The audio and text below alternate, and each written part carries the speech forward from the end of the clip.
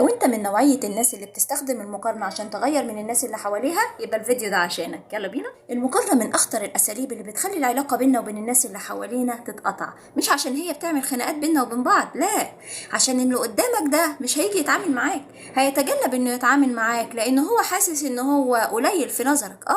ما انت لما تقول له اعمل زي فلان يبقى انت بتعمل غلط وهو بيعمل حلو وهو احسن منك، يبقى انت قليل في نظري، فبالتالي مش هيتعامل معاك من اساسه. بصوا يا جماعة، عايزاكم كده تتخيلوا معايا ان كل الناس حلوين، كل الناس بتسمع الكلام، كل الناس اغنياء، كل الناس ناجحين، كل الناس بتطلع صدقات، كل الناس بتساعد غيرها، وكل الناس طيبين وزي الفل. طب هو اختبار الحياة هيكون في ايه؟ يعني انا هصبر على مين؟ هقزم غيظي مع مين؟ هطلع صدقة لمين وكل الناس أغنياء؟ اختبار الدنيا هيبقى في إيه؟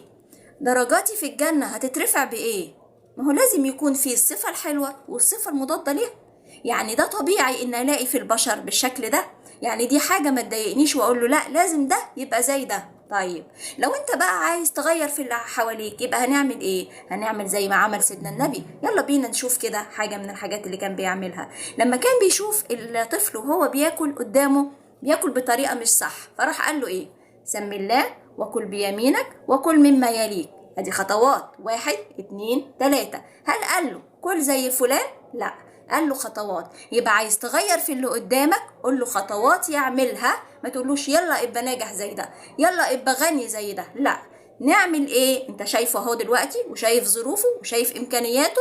طيب تعرض عليه بقى افكار، ايه رايك نعمل كذا ونعمل كذا ونعمل كذا عشان نوصل لكذا ونبقى احسن في كذا. يبقى خلي كلامك واضح، فبالتالي هو يبتدي يسمع الكلام. طيب كان بيعمل ايه سيدنا النبي تاني لما شاف سيدنا عبد الله بن عمر بن الخطاب رضي الله عنهما لما كان مقصر في قيام الليل؟ فراح قال ايه؟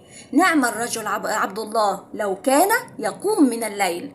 واول ما سمع كده سيدنا عبد الله بن عمر بن الخطاب طبعا فرح جدا، ومن ساعتها ما سابش قيام الليل. طب عمل ايه بقى الرسول؟ قال ايه؟ نعم الرجل عبد الله لو كان يقوم من الليل.